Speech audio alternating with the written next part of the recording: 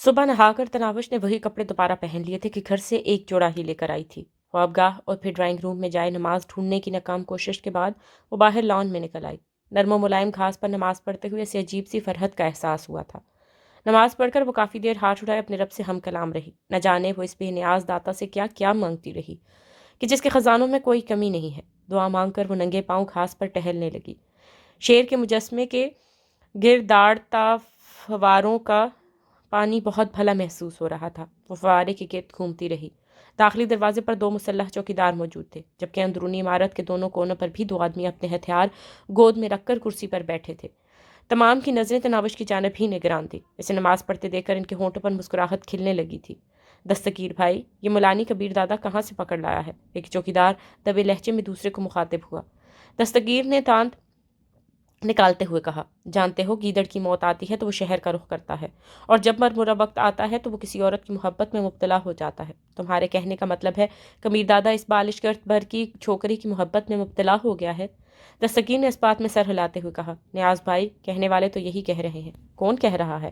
نیاز مستثر ہوا۔ رات کو امتیاز کی زبانی جو تفصیل معلوم ہوئی ہے، اس مطابق تو یہی لگتا ہے کہ کبیر دادا اس لڑکی پر پوری طرح فریفتہ ہے۔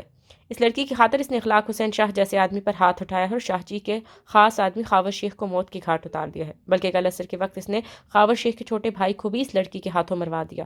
امتیاز اس کا نام دلاور شیخ بتا رہا تھا، اور اس کا قصور صرف اتنا تھا کہ وہ اس لڑکی کو آتے جاتے چھیڑتا تھا۔ نیاز نے حیرانگی سے پوچھا، اس نے ایک مرد کو قتل کیا ہے؟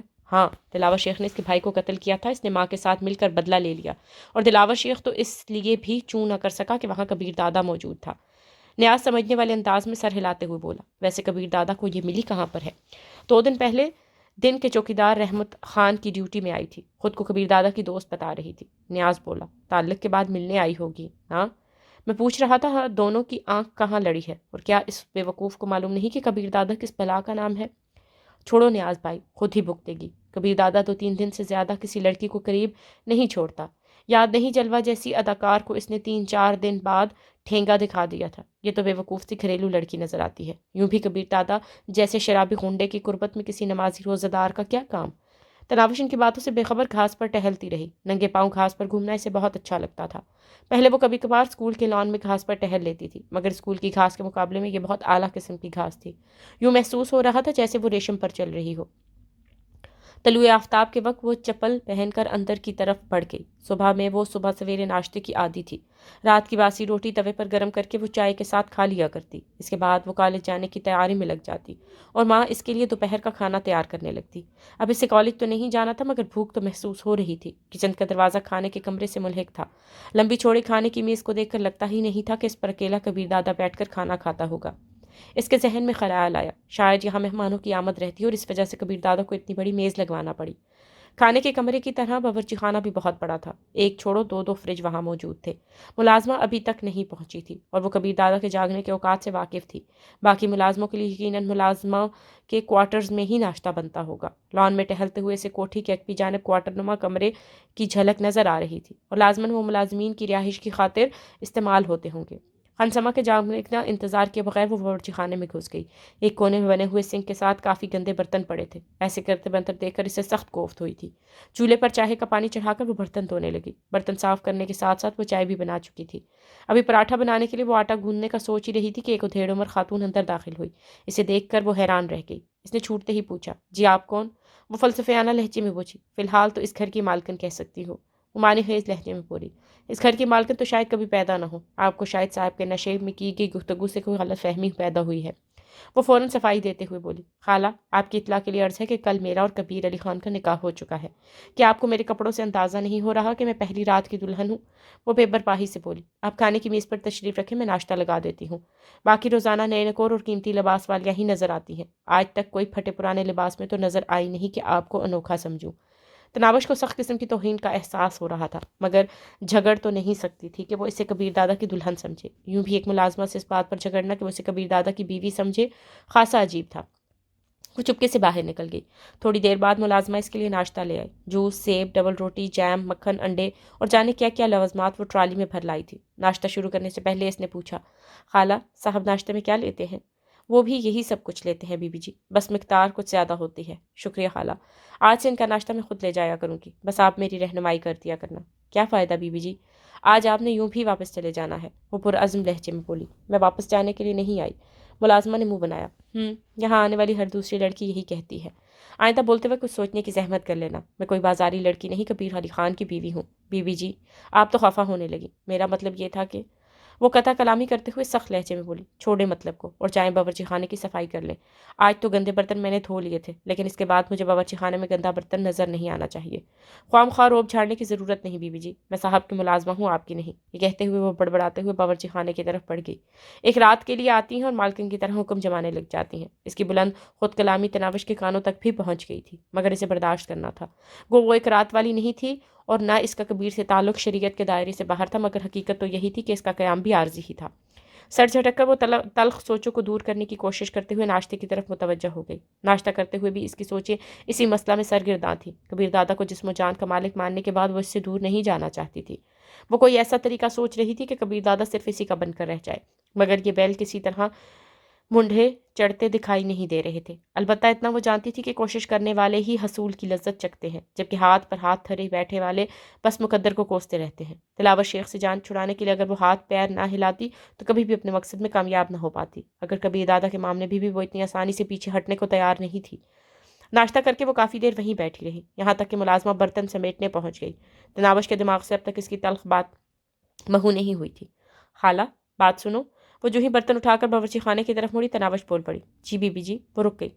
میں آج کی بات کو نظر انداز کرتے ہوئے آپ کو تنبیہ کر رہی ہوں کہ اس کے بعد اگر مجھے موقع دیا کوئی ایسی ویسی بات کی تو نوکری سے فارغ کروا دوں گی۔ اس کے علاوہ آپ کر بھی کہہ سکتی ہیں، اگر ایک غریب کی روزی پر لات مار کر آپ کو خوشی ملتی ہے تو آج ہی فارغ کرا دے بیوی جی۔ غریب کو بولنے کی تمیز بھی تو ہونا چاہیے۔ وہ مزید برہم ہونے لگی۔ چلے کچھ دن رہ گئے تو آپ سے تمیز بھی سیکھ لوں گی۔ عام سے لہجے میں اس پر چوٹ کرتے ہوئے وہ باورچی خانے کی طرف بڑھ گئی۔ اس کے دماغ کی سوئی بس اسی بات پر اٹکی تھی کہ وہاں تناوش کا قیام ایک دو دن سے زیادہ نہیں ہونا تھا۔ کبھی کبھی تو خود تناوش کو بھی یہی لگنے لگتا کہ وہ بس ایک دو دن کے مہمان ہے، مگر پھر اس کے اندر ایک انجانا حوصلہ بیدار ہوتا جو اسے یقین دلاتا کہ کبیر دادا اسے کسی صورت بھی طلاق نہیں دے گا۔ وہ اٹھ کر ڈرائنگ روم میں آ گئی۔ بڑی اسکرین کی LED کو آن کر کے وہ دھیمی آواز میں خبریں سننے لگی۔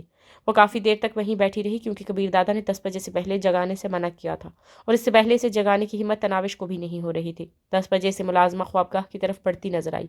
اس نے پلیٹ میں شیشے کا گلاس بھی رکھا ہوا تھا۔ خالہ، کہاں جا رہی ہو؟ اسے دروازے کے قریب روکتے ہوئے وہ مستفسر ہوئی۔ صاحب کو جگانا تھا۔ گلاس میں کیا ہے؟ لیمو نچوڑے ہوئے ہیں، یہ کھٹا پانی ہی انہیں جگانے میں مدد دیتا ہے۔ اچھا، آپ ناشتہ تیار کریں، میں نے جگا دیتی ہوں۔ ملازمہ بغیر اصرار کیے بغیر لیمو پانی کا گلاس اس کے حوالے کرتے ہوئے واپس مڑ گئی۔ وہ خوابگاہ میں گھس گئی۔ کبیر دادا کے بھاری سانس اس کی گہری نیند میں ہونے کا اعلان کر رہے تھے۔ اس کے ساتھ بیٹھتے ہوئے وہ چند لمحے اس کے چہرے کو گھورتی رہی، ملگجی روشنی میں اس کا پرروب چہرہ پرسکون دکھائی دے رہا تھا۔ کاش آپ پر میری ملکیت متعین ہو جائے۔ اس کے دل کی گہرائیوں میں ایک تمنا جاگی اور اس کا ہاتھ کبیر دادا کے سر کی طرف بڑھ گیا۔ وہ اس کے گھنے بالوں میں ملائم انگلیاں کنگھی کی طرح پھیرنے لگی۔ اس کے بھاری سانس مدھم پڑنے لگے تھے اور پھر اس نے آہستہ سے آنکھیں کھول دیں۔ چند لمحے خالی خالی نظروں سے تناوش کو گھورنے کے بعد اس کی نظروں کا زاویہ چھت کی طرف مڑا۔ بالوں سے ہاتھ نکال کر تناوش نے دونوں ہاتھوں میں اس کا چہرہ تھاما اور چاہت سے بولی، اٹھ جائیں نا، 10 بج چکے ہیں۔ وہ سر جھٹکتا ہوا اٹھ بیٹھا۔ تناوش نے فوراً لیمو پانی کا گلاس اس کی جانب بڑھا دیا۔ ایک ہی سانس میں کھٹا پانی معدے میں انڈیل کر غسل خانے کی طرف بڑھ گیا تھا۔ تناوش ڈریسنگ روم میں گھس کر اس کے لیے لباس نکالنے لگی۔ گہرے نیلے رنگ کا سوٹ الماری سے نکال کر اس نے ہینگر میں لٹکایا اور ناشتہ لینے چل دی۔ ملازمہ ناشتہ تیار کر رہی تھی۔ وہ خاموشی سے اسے ناشتہ تیار کرتے دیکھتی رہی۔ اس نے جو ہی ناشتہ تیار کر کے ٹرالی میں ڈالا وہ بول پڑی، آپ رہنے دے خالہ، میں لے جاتی ہوں۔ وہ پیچھے ہٹتے ہوئے بولی، آپ پہلی لڑکی ہیں جو صاحب جی کے کاموں میں اتنی دلچسپی لے رہی ہیں۔ میری ماں نے یہ کوشش چھوڑ دیں۔ کبیر علی خان جیسے آدمی کسی ایک کے ہو کر نہیں رہ سکتے۔ آج آپ ہیں، کل دوسری ہوگی اور پرسوں تیسری۔ خالہ، انشاءاللہ کل بھی میں ہی ہوں گی اور پرسوں بھی کوئی دوسری تیسری آپ کو نظر نہیں آئے گی۔ یہ کہتے ہوئے وہ ٹرالی دھکیلتے ہوئے باورچی خانے سے باہر نکل گئی۔ خوابگاہ میں داخل ہو کر اس نے میز پر ناشتہ لگایا اور کھڑکی کے پردے ہٹا کر ملکچے اندھیرے کو روشنی میں تبدیل کر دیا۔ کبیر دادا ڈریسنگ روم میں کپڑے تبدیل کر رہا تھا۔ وہ اسی جانب بڑھ گئی۔ اسے سلیپنگ سوٹ سنبھالتے دیکھ کر وہ بولا، ویسے اس کام کے لیے ملازمہ موجود ہے، معلوم ہے، لیکن شاید آپ نہیں جانتے کہ ملازمہ کے رحم و کرم پر وہ مرد ہوتے ہیں جو کنوارے ہوں یا جن کی بیویاں پھوہڑ ہوں۔ چند دنوں کی بیوی سے کیا کام لینا؟ بالوں میں کنگھی پھیرتے ہوئے اس نے منہ بنایا، جب تک نعمت میسر ہو اس سے فائدہ اٹھاتے رہنا چاہیے۔ صوفے جانب بڑھتے ہوئے اس نے مسکرا کر کہا، یہ غلط فہمی میں کب کی اپنے دماغ سے نکال چکا ہوں کہ بیوی نعمت ہو سکتی ہے۔ اس کے بیٹھنے تک وہ بھی اس کے پیچھے پہنچ گئی تھی۔ وہ سیب اٹھا کر دانتوں سے کترنے لگا۔ اس کے ساتھ بیٹھتے ہوئے تناوش پلیٹ سے انڈا اٹھا کر چھلکا اتارنے لگی۔ یہ کام میں اپنے ہاتھوں سے کرنا پسند کرتا ہوں، وہ بے نیازی سے بولی۔ اچھی عادت ہے، لیکن جب تک میں موجود ہوں آپ کو یہ کرنے کا موقع نہیں ملے گا۔ تمہاری ہر بات مجھے تھپڑ مارنے پر اکساتی ہے، مگر یہ سوچ کر رک جاتا ہوں کہ 2-3 دن کی مہمان ہو، شاید یہ قیام اتنا بھی مختصر نہ ہو۔ صاف انڈا پلیٹ میں رکھ کر اس نے دوسرا انڈا اٹھا لیا۔ تمہاری عادتیں دیکھ کر تو ایسا نہیں لگتا۔ نہ چاہتے ہوئے بھی وہ مسکرا پڑا تھا۔ اس کے مزید قریب ہوتے ہوئے وہ اس کے بازو سے چمٹ گئی۔ آپ کی خدمت کرنا بری عادت ہے؟ پھر وہی رومانس؟ کبیر دادا نے بیزاری بھرے لہجے میں کہا، مگر اس نے تناوش کو دور نہیں کیا تھا۔ کمرے کے اندر تو آپ اجازت دے چکے ہیں نا؟ کب؟ جوس کا گلاس خالی کر کے رکھتے ہوئے اس نے حیرانگی سے پوچھا۔ رات کو جب آپ مجھے محافظوں کے سامنے ایسے کرنے سے منع کر رہے تھے، اس وقت میں نے کمرے کی بابت دریافت کیا تھا اور آپ خاموش رہے تھے، اور خاموش ہونے کا ایک ہی مطلب بنتا ہے کہ آپ کو کوئی اعتراض نہیں ہے۔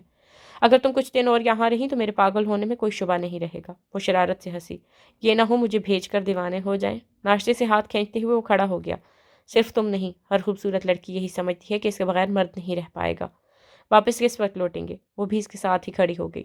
اس بارے جاننا تمہارے لیے ضروری نہیں ہے۔ کبیر دادا نے دروازے کی طرف قدم بڑھائے۔ وہ جلدی سے بولی، 1 منٹ رکیں۔ اب کیا ہے؟ قدم روکتے ہوئے اس کی طرف مڑا۔ اس کے قریب رک کر تناوش نے زیر لب کچھ بڑبڑا کر اس پر پھونکا۔ اب جائیں، تمہاری یہ حرکتیں مجھے کوفت میں مبتلا کر دیتی ہیں۔ بیزاری سے کہتے ہوئے خوابگاہ سے نکل گیا۔ محافظوں نے گاڑیاں قطار میں لگائی ہوئی تھی۔ ایک محافظ نے اسے آتے دیکھ کر عقبی نشست کا دروازہ کھول دیا۔ کار میں بیٹھتے ہوئے اچانک اسے دماغ میں خیال آیا، محبت کے دعوے دار نے خوابگاہ ہی سے رخصت کر دیا ہے۔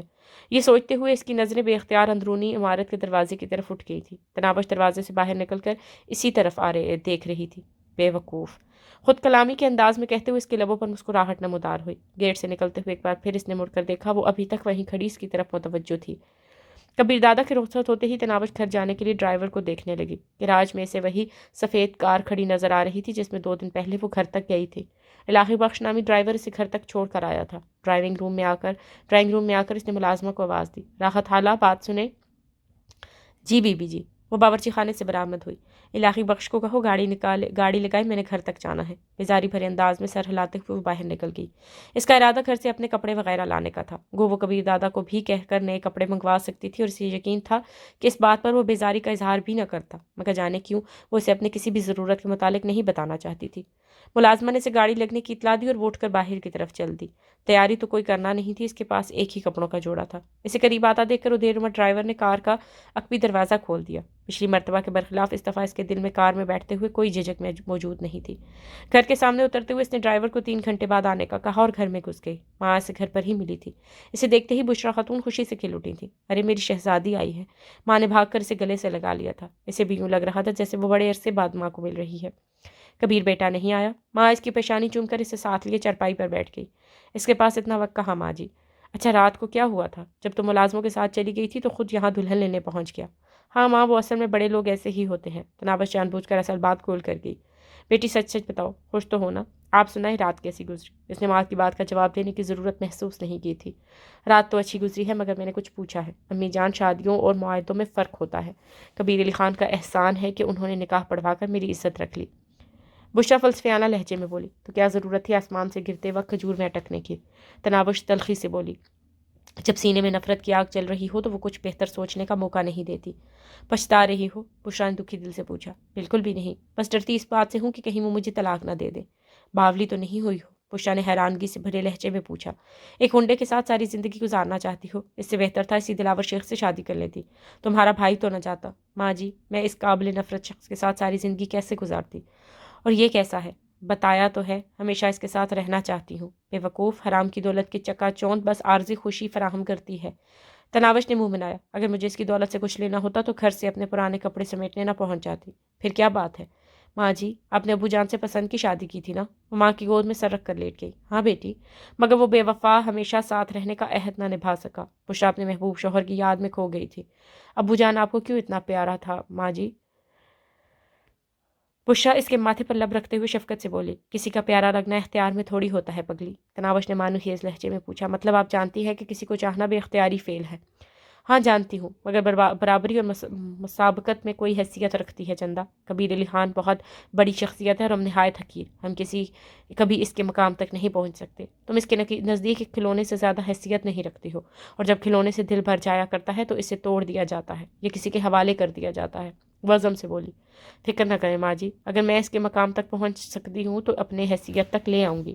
بہتر تو یہی ہوگا کہ طلاق لے کر دوبارہ اپنا گھر بسا لو۔ اگر لوگوں کی باتوں سے ڈرتی ہو تو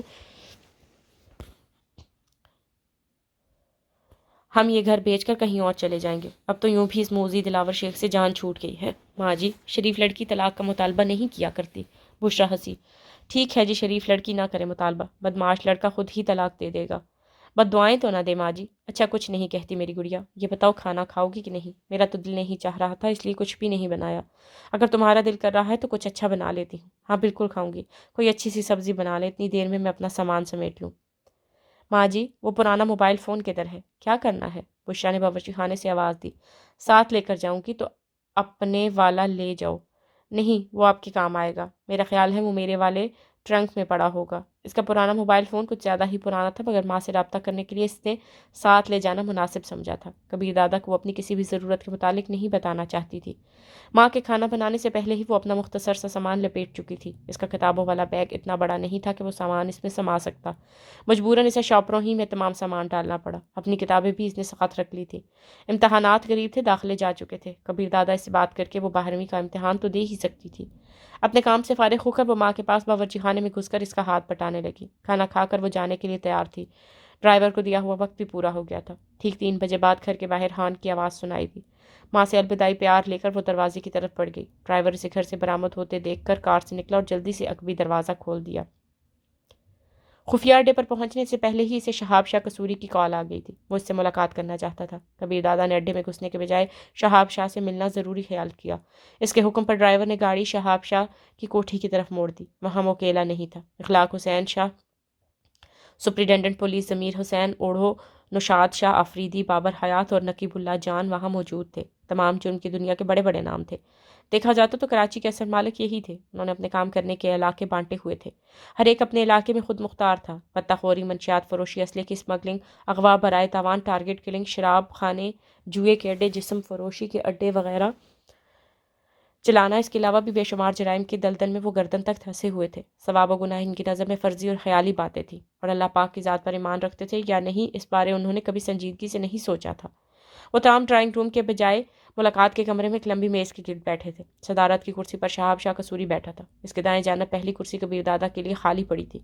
کبیر دادا کے بغل میں ایس پی بیٹھا تھا، جبکہ اس کے سامنے نوشادر خان آفریدی، اس کے بغل میں اخلاق حسین شاہ براجمان تھے۔ کچھ کرسیاں خالی پڑی تھی، یقیناً وہاں تمام لوگ حاضر نہیں تھے۔ شاید کوئی خاص مسئلہ ہے جو اتنے معززین جمع ہیں، کبیر دادا نے اندر داخل ہوتے ہی مزاحیہ انداز میں کہا، اور اپنی نشست پر بیٹھ گیا۔ اس کی بات پر سوائے شہاب کی کسی کے چہرے پر مسکراہٹ نہیں ابھری تھی۔ اس کے سامنے دھرے خالی گلاس اس بات کو ظاہر کر رہے تھے کہ وہ بیٹھک کافی دیر سے جاری تھی۔ ایک کونے میں لگی میز پر مختلف رنگوں کی بوتلیں موجود تھیں، جن میں سنہری، کالے، ارغوانی اور سرخ رنگ کی بوتلیں دھری تھیں۔ جس کسی کو حاجت ہوتی وہ خود ہی اٹھ کر اپنا گلاس بھر لیتا۔ تو تمام کو خاموشی پر رضامند پا کر وہ شہاب کی طرف متوجہ ہوا۔ شہاب نے پوچھا، آپ نہیں جانتے؟ کبیر دادا بیزاری سے بولا، بلایا ہے تو بات کرنا آپ کا بنتا ہے۔ 2 ٹکے کی چوکری کے لیے ایک معزز شخص کی توقین کی ہے۔ اس کے سامنے بیٹھے نوشادر خان آفریدی نے غصہ چھپانے کی کوشش نہیں کی تھی۔ ایک لمحے کے لیے غصے کی تیز لہر نے کبیر دادا کو اپنی لپیٹ میں لے لیا، مگر پھر اس نے خود پر قابو پا لیا۔ نوشادر آفریدی کی آنکھوں میں آنکھیں ڈالتے ہوئے وہ تیکھے لہجے میں بولا، سنا ہے تم نے 2 ٹکے کی 2 عورتوں کو گھر میں رکھا ہوا ہے۔ اگر ان میں سے کسی ایک کو کوئی معزز پکڑ کے لے جائے تو یقیناً غیر سگالی کے طور پر تم دوسری بھی اس کے پاس بھجوا دو گے۔ کبیر دادا، منہ سنبھال کر بات کرو۔ نوشادر آفریدی غصہ کنٹرول نہیں کر سکا۔ وہ میری بیویاں ہیں، کبیر دادا نے طنزیہ لہجے میں پوچھا۔ تو میں نے کھوتی پال رکھی ہے؟ وہ ایک رکھیل ہے، بازاری عورت۔ دلاور شیخ پیچھے 2 سال سے اسے استعمال کر رہا تھا، اور سنا ہے گزشتہ رات خاور شیخ بھی مرنے سے پہلے اس سے بہرہ مند ہو چکا تھا۔ نوشادر کا لہجہ خاصا احساساز تھا۔ نغمہ بیگم 3 سال تک ماڈل رہی۔ اس دوران درجنوں باہر سے آنے والے سرکاری مہمانوں کو پیش ہوتی رہی، اور اب وہ تمہاری نیک پروین بیوی بن گئی ہے۔ کبیر دادا نے اس کی دوسری بیوی کی خفیہ زندگی کے راز اشکار کیے۔ شہاب صاحب، ہم یہاں بے عزت ہونے کے لیے نہیں آئے۔ نوشادر آفریدی شہاب کی طرف متوجہ ہوا۔ کبیر دادا پلیز۔ شہاب خان کا لہجہ مفاہمت سے پر تھا۔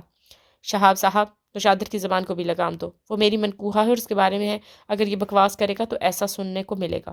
کبیر دادا اب خود شہاب شاہ صاحب کے سامنے اعتراف کر چکے ہیں، اس لڑکی کو آپ چند دن کے لیے ہی گھر لے کر آئے ہیں، جبکہ کسی دوسرے کی بیوی کے متعلق بات کرتے وقت یہ سوچنے کہ تمام نے مستقل بنیاد پر شادی کی ہوئی ہے۔ اس مرتبہ ایس پی ضمیر حسین اسے مخاطب ہوا تھا۔ ایس پی صاحب، میں اسے ایک دن اپنے پاس رکھوں یا ہمیشہ، یہ میرا ذاتی فیل ہے۔ وہ کسی سور ماں کو میں یہ اجازت نہیں دے سکتا کہ وہ میری عزت پر ہاتھ ڈالے۔ اخلاق حسین کی خوش قسمتی ہے کہ اس نے خود اس لڑکی کو ہاتھ نہیں لگایا، ورنہ یقیناً آپ شکایت کے لیے یہاں اس کا جانشین بیٹھا ہوتا۔ کبیر دادا، ہم نے بھی چوڑیاں نہیں پہنی۔ اخلاق حسین شاہ بڑک اٹھا تھا۔ کبیر دادا نے اطمینان بھرے انداز میں کہا، نہیں پہنی تو پہنا دوں گا، اور پہناؤں گا بھی دہات کی، تاکہ توڑ کر ہاتھوں سے خالی نکالی نہ جا سکیں۔ کبیر دادا، آپ چاہتے ہیں ہم آپس کا معاہدہ توڑ دیں اور پھر جس کی جتنی طاقت ہو وہ اس کے ساتھ میدان میں آ جائے؟ نقیب اللہ جان نے بھی کبیر دادا ہی کو قصوروار ٹھہرایا تھا۔ کبیر دادا تھوڑے ٹھنڈے دماغ سے سوچیں، خواہ مخواہ بات بڑھانے کی کچھ نہیں ملے گا۔ شہاب نے اسے نرم کرنا چاہا۔ کبیر دادا کو صاف نظر آ رہا تھا کہ اس کی آمد سے پہلے اخلاق حسین اپنے لیے میدان ہموار کر چکا تھا۔ بابر صاحب، آپ بھی کچھ بولیں تاکہ میں ایک ساتھ تمام کو جواب دے سکوں۔ کبیر دادا نے خاموش بیٹھے بابر حیات کی رائے بھی جاننا چاہی۔ بابر حیات خگار کر گلا صاف کرتے ہوئے گویا ہوا، جو کچھ سنا ہے اس کے مطابق تو آپ ہی غلطی نظر آ رہی ہے، کیونکہ اس سے پہلے بھی ہم ایک دوسرے کی رکھیل اور منظور نظر پر ہاتھ ڈالتے رہے، مگر اس کی وجہ سے کبھی کسی گینگ کے سربراہ پر ہاتھ نہیں اٹھایا گیا۔ البتہ کسی کرندے وغیرہ کو مار کر بدلہ لینا عام سی بات ہے، ہم تمام تو الاحدہ ہوتے ہوئے بھی ایک ہے۔ غصہ کرنا اور لڑنا جھگڑنا تو عام بات ہے، مگر ایسی صورت میں بھی ہم ایک دوسرے پر ہاتھ نہیں اٹھاتے۔ کبیر دادا نے طائرانہ نگاہ تمام کے چہرے پر ڈالی اور کہنے لگے، تمام حضرات اخلاق حسین کی ایک طرفہ گفتگو سن کر مجھے غلط گردان رہے ہیں، حالانکہ اس معاملے میں سراسر اخلاق حسین غلطی پر ہے۔ کل میرا نکاح تھا اور میں اچھی طرح جانتا تھا کہ اس لڑکی کو چھیڑنے والا دراور شیخ کس کا آدمی ہے، لیکن اس زمن میں میں نے نہ تو اخلاق حسین کو کچھ کہا اور نہ شہاب صاحب کو کوئی شکایت کی۔ البتہ دلاور شیخ سے حساب کتاب کرنا میری مجبوری تھی۔ رات ہی کو اخلاق حسین شکایت کرنے شہاب صاحب کے پاس پہنچ گیا تھا، اور اسی وقت میں نے اپنی صفائی پیش کر دی تھی۔ اسے یہ شکایت تھی کہ میں نے اس محلے میں اس کے آدمیوں کا داخلہ کیوں بند کر دیا۔ اب اس 15-20 گھرانوں میں تو اس کی سیاست یا غنڈہ گردی کا انحصار نہیں ہے نا۔ اس کا کہنا تھا کہ کبیر دادا نے جو لوگوں کی مجمع میں بیٹھ کر اعلان کیا ہے کہ اب اس محلے میں کوئی غنڈہ نظر نہیں آئے گا، تو وہ اعلان بس کہنے کی حد تک رہے، جبکہ کبیر دادا کبھی زبان دے کر پھرا نہیں کرتا۔ آپ تمام لوگ بھی اچھی طرح جانتے ہیں۔ وہاں سے جناب خفا ہو کر چلے گئے اور مجھے بے عزت کرنے اور نیچا دکھانے کے لیے اپنے آدمی میری منکوہا کے گھر بھیج دیے، جو اسے دھوکے سے خاور شیخ کوٹھی پر لے گئے۔ مجھے جب اپنی بیوی کے غائب ہونے کا پتہ چلا تو میں سیدھا ان کے پاس پہنچا اور اپنی منکوہا کے بارے میں استفسار کیا۔ محترم الٹا مجھ پر تنس و تشجیع کی تیر چلانے لگے۔ مجبوراً میرا بھی ہاتھ اٹھ گیا۔ اس کی خوش قسمتی کے خاور شیخ اپنے مذموم مقصد میں کامیاب نہیں ہو سکا تھا، ورنہ اس پر میرا قرض باقی تھا۔ اب وہ قرض اس سے کیسے وصول کرتا ہے اس بارے کچھ کہنا فضول ہے کہ وہ بات گزر چکی ہے۔ باقی تمام کا یہ کہنا تھا کہ وہ لڑکی میری رکھیل ہے اور اسے بیوی کے حقوق حاصل نہیں ہے، تو یہ نہایت غلط بات ہے، کیونکہ جب میں نے نکاح پڑھا دیا تو اس قسم کے تخمینے ثانوی رہ جاتے ہیں کہ اس نے میرے ساتھ ایک دن رہنا ہے یا ہمیشہ۔ آخر میں یہی کہوں گا کہ جو کچھ ہوا ہے وہ یہی ختم کر دیا جائے تو بہتر رہے گا۔ ویسے ساری غلطی کبیر دادا کی بھی نہیں ہے، اور اب اس بات کو ختم کیا جانا چاہیے۔ کیا خیال ہے شاہ جی؟ بابر حیات نے اپنی طرف سے فیصلہ سنا دیا تھا۔ اس لڑکی کی وجہ سے میرے 2 اہم آدمی قتل ہوئے ہیں، وہ خود چل کر میرے پاس معافی مانگنے آئے گی۔ اب میں اسے ایک رات میں معافی دیتا ہوں یا 2 راتوں میں، اس کا تعین میں سے ملنے کے بعد ہی کروں گا۔ ممکن ہے ایک رات کے لیے میں اسے نوشادر آفریدی کے پاس بھی بھیج دوں۔ اگر کبھی دادا کو یہ منظور نہیں تو پھر تیار رہے، وہ لڑکی جہاں بھی ہمارے ہتھے چڑھی ہم بدلہ لینے سے پیچھے نہیں ہٹیں گے۔ سارے گروپوں کی ہمدردی پا کر اخلاق حسین کمینگی پر اتر آیا تھا۔ اخلاق کی بات سن کر سوائے شہاب قصوری کے تمام کے چہروں پر مسکراہٹ رنگ گئی تھی۔ صاف نظر آ رہا تھا کہ کبیر دادا کی مخالفت صرف حالیہ مسئلے کی وجہ سے نہیں تھی، اور وہ کسی بھی طرح کبیر دادا کو نیچے دکھانے کے خواہاں تھے۔ کبیر دادا اطمینان سے بولا، ان اچھی شرائط کو نہ ماننے والا کوئی بے وقوف ہی ہو سکتا ہے۔ 2 راتیں کوئی اتنی زیادہ قیمت بھی نہیں کہ مجھے انکار کرنا پڑے، اور یقیناً پہلی رات جب وہ شاہ صاحب کے ساتھ ہوگی تو اس کی جگہ شاہ صاحب کی بڑی بیٹی فرحانہ میری تنہائی دور کرنے آئے گی، اور دوسری رات جب وہ نوشادر افریدی کے ساتھ ہوگی تو اس کی چھوٹی بیگم نغمہ میری بیوی کی جگہ سنبھالے گی۔ بکواس بند کرو۔ نوشادر افریدی غضبناک ہوتا ہوا اپنی جگہ پر کھڑا ہو گیا تھا، مگر یہ کھڑا ہونا اس سے مہنگا پڑا۔ کبیر دادا اپنی نشست سے سپرنگ کی طرح اچھلا، ایک پاؤں درمیانی میز پر رکھتے ہوئے اس نے آگے کی طرف چھلانگ لگائی اور چوڑی میز کو عبور کرتا ہوا نوشادر افریدی پر جا پڑا۔ اسے گریبان سے تھامتے ہوئے اس نے ایک لات اخلاق حسین کو بھی رسید کر دی تھی۔ وہ کرسی سمیت فرش پر لمبا ہو گیا تھا۔ اس کے ساتھ ہی کبیر دادا نے ایک ہی ہاتھ سے نوشادر افریدی کو سر سے بلند کر کے اس کی پیٹھ دیوار سے لگا دی تھی۔ اب بتاؤ بکواس کون کر رہا ہے؟ کبیر دادا کا سرد لہجہ نوشادر افریدی کو دہلا گیا تھا۔ باقی تمام ایک لمحے کے لیے سن ہو گئے تھے۔ ہوش میں آتے ہی وہ بے ساختہ نوشادر خان کو چھڑانے کے لیے کبیر دادا کی طرف بڑھے۔ کبیر دادا، کیا بے وقوفی ہے، چھوڑو اسے۔ شہاب اور بابر حیات بیک وقت بولے تھے۔ کبیر دادا کے ہاتھوں کے دباؤ سے نوشادر افریدی کے گلے کی رگیں پھول گئی تھیں۔ اسے سانس لینے میں دشواری پیش آنے لگی۔ اس نے خود کو چھڑانے کے لیے حرکت کی کوشش کی، مگر کبیر دادا کی طاقت ور گرفت سے آزاد نہ ہو سکا۔ دونوں نے کبیر دادا کو دائیں بائیں سے پکڑ لیا تھا۔ کبیر دادا نے جھٹکا دے کر نوشادر افریدی کو قالین پر پھینکا اور دوبارہ اپنی نشست پر جا بیٹھا۔ موبائل جیب سے نکال کر وہ کسی کا نمبر ڈائل کرنے لگا تھا۔ بابر حیات اور شہاب قصوری نے نوشادر کو کرسی پر بٹھایا۔ اخلاق حسین بھی کرسی کو سیدھا کر کے بیٹھ گیا تھا۔ دونوں کے چہرے غصے اور خجالت سے سرخ ہو گئے تھے۔ ایسا کرو، اپنے تمام آدمیوں کو بتا دو کہ آج رات 9 بجے کے بعد کوئی حدود بندی اور علاقہ نہیں رہے گا اور جہاں چاہیں اپنا کاروبار کر سکتے ہیں، اور اگر کوئی بھی رکاوٹ ڈالنے یا رخنہ اندازی کی کوشش کرے تو اڑا دینا۔ ایک لمحہ خاموش رہ کر اس نے مخالف کی بات سنی اور پھر کہا، ہاں آج رات 9 بجے کے بعد، اس سے پہلے نہیں۔ اس کے رابطہ منقطع کرتے ہی شہاب قصوری تشویشناک لہجے میں بولا، یہ کیا مذاق ہے کبیر دادا؟ مذاق یہ ہے یہ جو دونوں خبیث کر رہے ہیں۔ 8 بجے تک اگر اخلاق حسین نے گھر آ کر میری بیوی سے معافی نہ مانگی تو پھر نتائج کے ذمہ دار آپ لوگ خود ہوں گے۔ یہ کہتے ہی کبیر دادا اس کی بات سنے بغیر کرسی سے اٹھ کر لمبے ڈگ بھرتا وہاں سے باہر چلا گیا۔ تو بلی تھیلے سے باہر آ گئی ہے۔ کبیر دادا کے باہر جاتے ہی ایس پی ضمیر نے ہنکارا بھرا۔ بابر حیات نے کہا، اس کا ذمہ دار اخلاق حسین شاہ ہے۔ اس کی آمد سے پہلے یہی طے ہوا تھا کہ وہ لڑکی مجھ سے معافی مانگنے آئے گی۔ اب مجھے متون کیوں ٹھہرا رہے ہیں؟ بابر حیات نے تلخی سے کہا، کیونکہ یہ بات شہاب صاحب نے اسے کہنا تھا اور بات لڑکی کی معافی مانگنے کی تھی، اس کے ساتھ رات گزارنے کی نہیں۔ اچھا، اب آپس میں نہیں لڑ پڑنا۔ نقیب اللہ جان نے انہیں بحث سے روکا۔ یہ اچھا نہیں ہوا، ہمیں کبیر دادا کو منانا پڑے گا۔ شہاب قصوری نے زبان کھولی، ہم ڈرتے نہیں اس سے، اور اکیلا اس کا گینگ تمام کا مقابلہ نہیں کر سکتا۔ نوشادر آفریدی نے انکار میں سر ہلایا۔ بابر حیات نے صورتحال کا تجزیہ کرتے ہوئے کہا، بے وقوفوں کسی بات نہ کرو، وہ اکیلا نہیں ہے، یہاں پر صرف 6 گینگز کے بڑے موجود ہیں۔ 5 نے آنے کی زحمت ہی نہیں کی ہے۔ اگر ان 5 کو کبیر دادا اپنے ساتھ میں لا لیتا ہے تو یقیناً وہ بھاری پڑیں گے۔ خود کبیر دادا کا گینگ بھی سب سے بڑا ہے، ایس پی نے منہ بناتے ہوئے کہا۔ اسی لیے تو انڈر گراؤنڈ حلقوں پر حکمرانی کے خواب دیکھ رہا ہے، اور یہ موقع اسے ہم لوگ فراہم کر رہے ہیں۔ بابر حیات کی گفتگو سے اندازہ لگانا مشکل نہیں تھا کہ وہ کبیر دادا کے لیے دل میں نرم گوشہ رکھتا ہے۔ نوشادر افریدی نے تلخی سے کہا، بابر صاحب آپ اسے کچھ زیادہ ہی اہمیت دے رہے ہیں۔ بابر ٹھیک کہہ رہا ہے، شہاب قصوری نے بابر کی طرف داری کرتے ہوئے کہا۔ آپ لوگوں میں سے ایک بھی ایسا نہیں جو کبیر دادا کا مقابلہ کر سکے۔ اس کا گینگ بھی سب سے بڑا ہے، اور میرا خیال ہے اس سے پہلے اس نے کبھی ایسا کام نہیں کیا جس کی وجہ سے ہم اس پر شک کر سکیں کہ وہ سب کا بڑا بننا چاہتا ہے۔ ایس پی نے شہاب قصوری کی بات سے اتفاق نہ کرتے ہوئے کہا، شمشیر دادا کے جانے کے بعد اس نے کچھ زیادہ ہی پرپرزے نکالنے شروع کر دیے ہیں، اور آپ اس کی طرف داری نہ کریں، آپ ہی کی جگہ لینا چاہتا ہے۔ شہاب قصوری صاف کوئی سے بولا، میں شمشیر دادا کی طرح کا بڑا نہیں ہوں، میں تو بس آپ تمام کو ایک جگہ اکٹھا کر کے صلح صفائی کرا دیتا ہوں، اس سے بڑھ کر غالباً میری کوئی حیثیت نہیں ہے۔ باقی جہاں تک میری جگہ سنبھالنے کا تعلق ہے تو آج تک کبیر دادا نے ایسی کوئی حرکت نہیں کی۔ وہ شمشیر دادا کا شاگرد ہے، اور شمشیر دادا ہی نے سربراہی میرے حوالے کی تھی۔ اگر شمشیر دادا کو چند روز کے لیے بلا لیں۔ نوشادر افریدی نے مشورہ دیا۔ بابر حیات بولا، اسے بمبئی کی ہوا راس آ گئی ہے، یقیناً وہ یہاں لوٹنا نہیں چاہے گا، تو پھر ان حالات سے کیسے نمٹنا ہے؟ خاموش بیٹھے رقیب اللہ جان نے زبان کھولی۔ میرا تو خیال ہے فی الحال اخلاق حسین کو مصالحت کی کوشش کرنی چاہیے، خواہ مخواہ جھگڑا بڑھانے سے کچھ حاصل نہیں ہوگا۔ اگر ہم تمام نے مل کر کبیر دادا کے گینگ کا خاتمہ بھی کر دیا تب تک بھی وہ ہمارے ناقابل تلافی نقصان پہنچا چکا ہوگا۔ بابر حیات نے مشورہ دیا، بابر صاحب صحیح کہہ رہا ہے۔ نقیب اللہ جان نے بابر کی تائید میں سر ہلایا۔ آپ کا کیا خیال ہے؟ شہاب قصوری نے ایس پی سے مشورہ چاہا۔ ایس پی ضمیر اوڑھو گلا کھنگارتے ہوئے بولا، ویسے فی الحال ہم کسی قسم کے جھگڑے کی حالت میں نہیں ہیں، اور وہ بغیرت اس چھوکری کے پیچھے باولا ہوا ہے۔ شہاب نے نوشادر افریدی کی جانب دیکھا۔ فی الحال اس کا مطالبہ پورا کر دیتے ہیں، لیکن میں کوشش کروں گا کہ شمشیر دادا کو چند روز کے لیے بلوا لوں۔ جب تک میں کبیر دادا کو مزہ چکھا لوں مجھے آرام نہیں آئے گا، خاص کر اس کی رکھیل کو تو میں نہیں چھوڑوں گا۔ شاہ جی، اب سب کچھ آپ پر منحصر ہے۔ شہاب قصوری اخلاق حسین کی طرف متوجہ ہوا۔ اخلاق حسین نے طنزیہ لہجے میں کہا، گویا سب کا یہی فیصلہ ہے میں اس 2 ٹکے کی چھوکری سے معافی مانگوں؟ فیصلہ نہیں، مشورہ۔ شہاب قصوری نے تصحیح کی، ایک ہی بات ہے۔ اخلاق حسین نے وہ بنایا، آپ اپنی بات کریں، اگر آپ کی نظر میں کوئی اور تجویز ہے تو بتائیں۔ شہاب قصوری نے گیند اس کے کورٹ میں پھینکی۔ اس کے علاوہ تو یہی حل رہ جاتا ہے کہ اپنے گینگ کو تیاری کا حکم دے دیں، کل صبح تک فیصلہ ہو جائے گا کہ کس کا کتنا نقصان ہوا ہے۔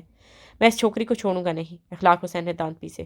شہاب قصوری بولا، وہ بات کا مسئلہ ہے، یوں بھی یہ تب ہی ممکن ہوگا جب آپ کبیر دادا سے بڑا گینگ بنا لیں گے، البتہ وہ اس لڑکی کو خود سے علیحدہ کر دے تب دوسری بات ہے، اور اس وقت میرا خیال ہے اس کا فائدہ کوئی نہیں ہوگا۔ فائدہ نقصان تو میں نہیں جانتا، لیکن میں نے اسے کوٹھے پر نہ بٹھا دیا تو اخلاق حسین نہ کہنا۔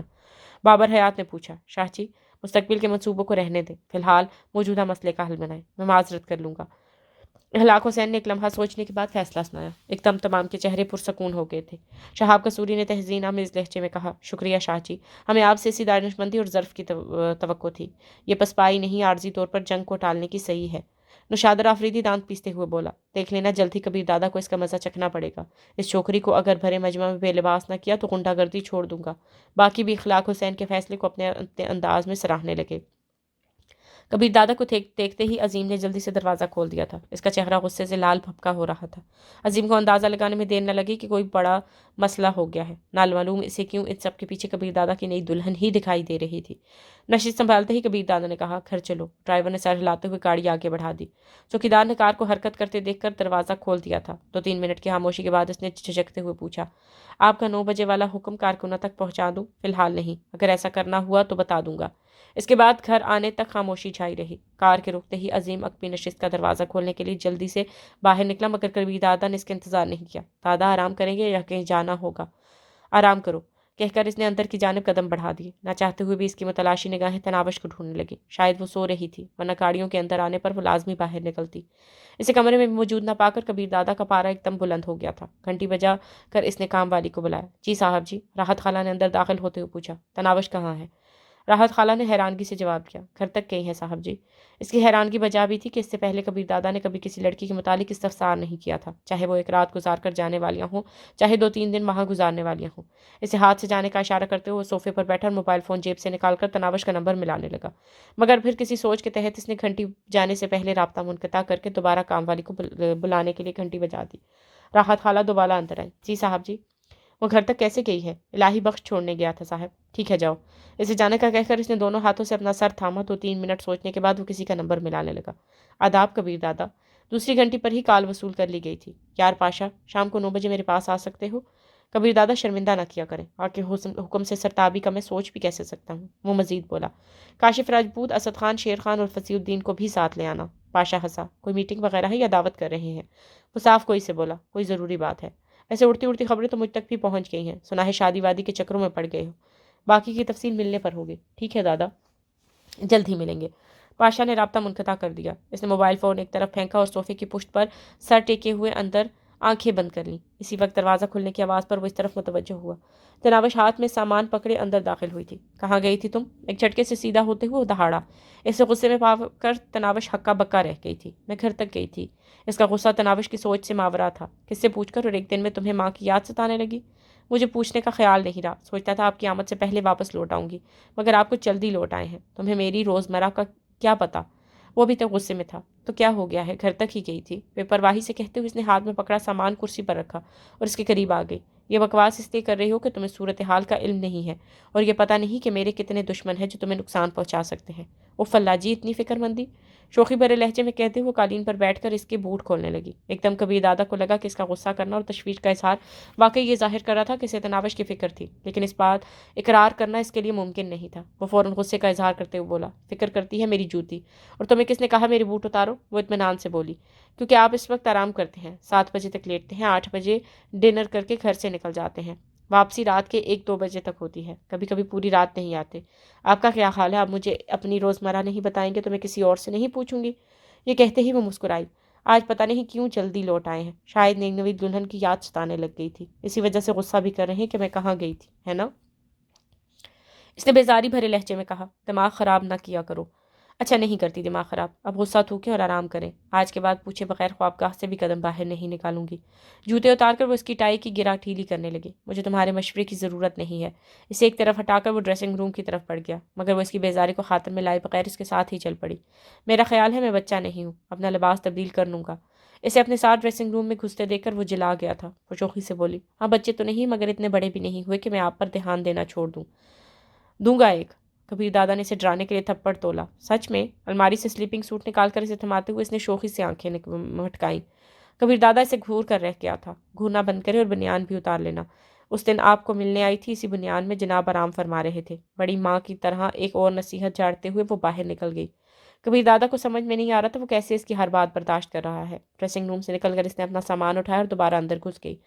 अलमारी में लटके खाली हैंगर्स के साथ वो अपने कपड़े लटकाने लगी। कबीर दादा लिबास तब्दील करके बेड की तरफ बढ़ गया था। वो भी अपने कपड़े और जूते वगैरह संभाल कर बेड की तरफ बढ़ गई। इसके साथ पड़े तकिए पर कोहनी से टेक लगाकर बैठते हुए उसके बालों में उंगलियां फेरने लगी। आज जल्दी क्यों आए? तनावश का लहजा बिल्कुल किसी ख्याल रखने वाली बीवी का सा था। तुम्हें इससे क्या, मैं किस वक्त लौटता हूँ? बताया है ना, चंद दिन यहाँ गुजारने हैं, अपने काम से काम रखा करो। ये कहते ही इसने तनावश का हाथ सर से दूर धकेला। सोने दो मुझे। सुला ही रही हूँ ना। मुंह बनाते हुए वो दोबारा इसके सर पर उंगलियां फेरने लगी। वो चिल्लाते हुए बोला, लेकिन मैं इसका आदी नहीं हूँ, मुझे इस तरह नींद नहीं आएगी। وہ اطمینان بھرے لہجے میں بولی، تو جب تک میں یہاں ہوں عادت ڈال لیں۔ وہ بھپرے ہوئے بولا، میرا خیال ہے تمہیں آج ہی واپس بھیجنا پڑے گا۔ اس نے شوخی بھرے لہجے میں پوچھا، کیا تنگ نہیں کروں گی تو واپس نہیں بھیجیں گے؟ اپنا ہاتھ اس نے پیچھے نہیں ہٹایا تھا۔ وہ لہجے میں تلخی سموتے ہوئے بولا، کم از کم آج تو نہیں بھیجوں گا۔ دھمکیاں نہ دیں، یہ لیں، نہیں کرتی تنگ۔ منہ بسوڑتے ہوئے پیچھے ہو کر گھٹنوں میں سر دے کر بیٹھ گئی۔ کبیر دادا نے آنکھیں کھول کر اس کی طرف سر گھمایا۔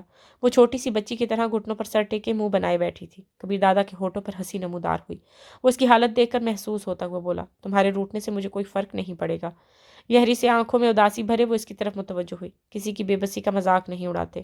کبیر دادا کے دل کو کچھ ہونے لگا تھا۔ اچھا، جو کرنا ہے کرو، ٹسوے بہانے کی ضرورت نہیں، باقی آج نہیں تو کل تمہیں جانا تو پڑے گا، کل کی کل دیکھی جائے گی۔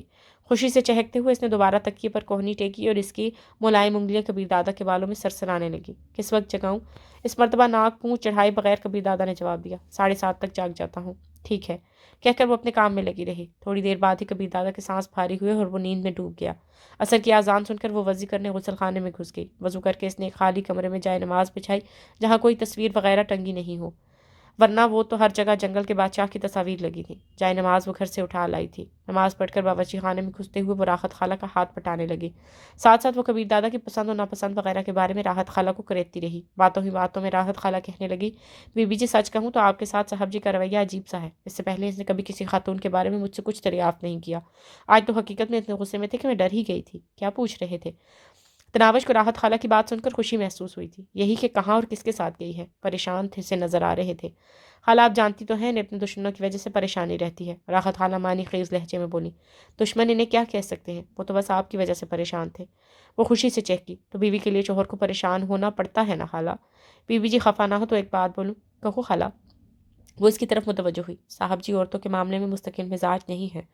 خالہ جانتی ہیں آپ، آج تک آپ کے صاحب کو بیوی ملی ہی نہیں ہے۔ بازاری عورتیں کسی مرد کی جسمانی خواہشات کو تو وقتی طور پر پورا کر دیتی ہیں، مگر وہ بیوی کی جگہ نہیں سنبھال سکتی۔ ایک مرد کو صرف بستر کے ساتھ ہی ضرورت نہیں ہوتی، اس کی اور کئی ضروریات بھی ہوتی ہیں جنہیں ایک محبت کرنے والی بیوی ہی پورا کر سکتی ہے۔ بازاری اور ہر مرد کے بستر کی زینت بننے والی عورتوں کے لیے ممکن نہیں ہوتا کہ وہ مرد کے ناز نخرے برداشت کر سکیں۔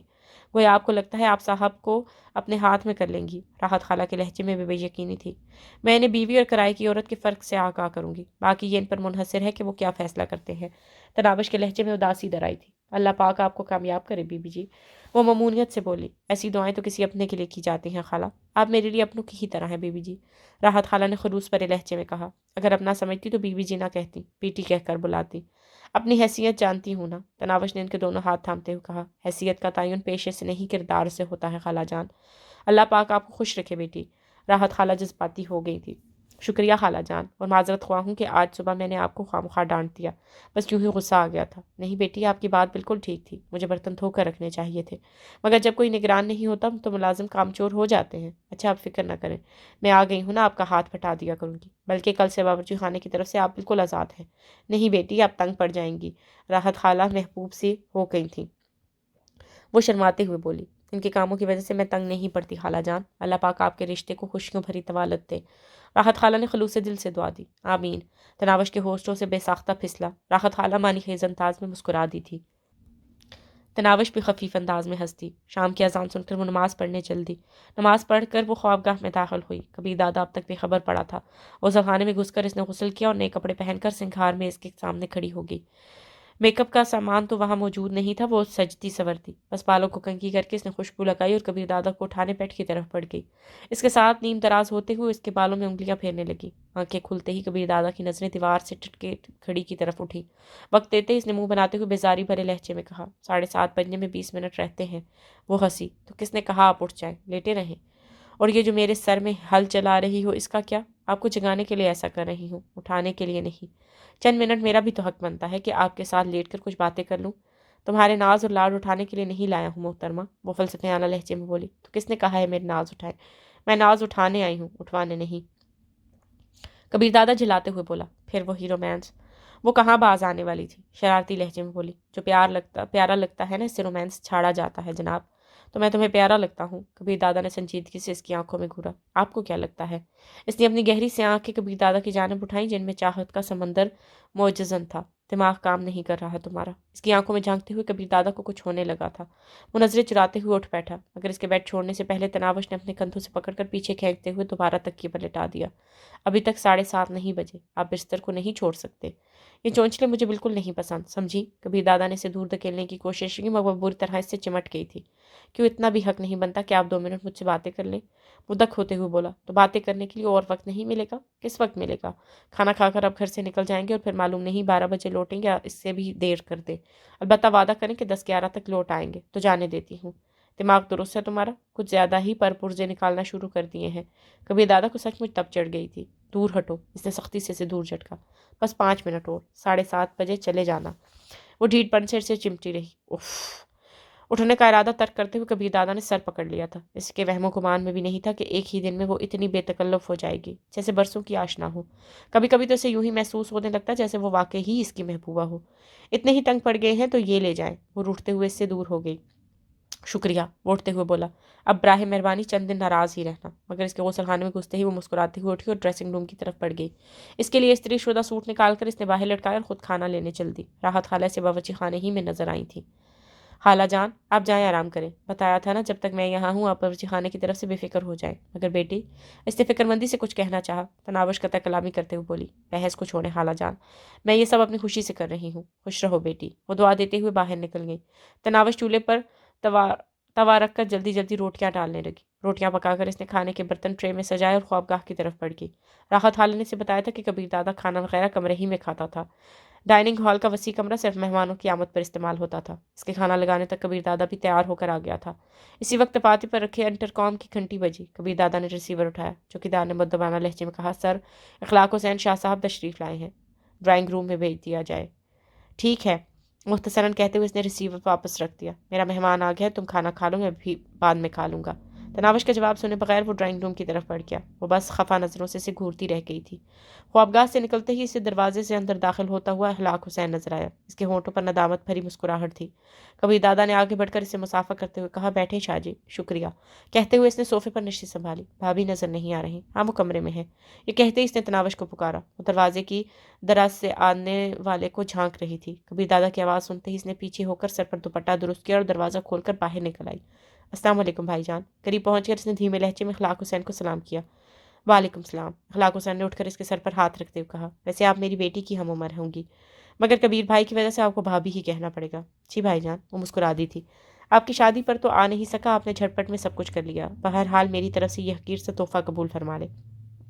اخلاق حسین نے خوبصورت پیکنگ میں لپٹا ہوا ایک چھوٹا سا پیکٹ اس کی کوئی خاص ضرورت تو نہیں تھی بھائی جان، یہ کہتے ہوئے اس نے سوالیہ نظروں سے کبیر دادا کی طرف دیکھا اور اس کے اسبات میں سر ہلانے پر اس نے وہ پیکٹ پکڑ لیا۔ شکریہ بھائی جان، جیتی رہو، اخلاق حسین نے بظاہر اخلاق بھرے لہجے میں کہا، مگر نامعلوم کیوں تناوش کو اس کے لہجے میں خلوص کی سخت کمی محسوس ہو رہی تھی۔ ٹھیک ہے جاؤ، کبیر دادا نے اسے واپس جانے کا اشارہ کیا اور سر جھکائے خوابگاہ کی طرف بڑھ گئی۔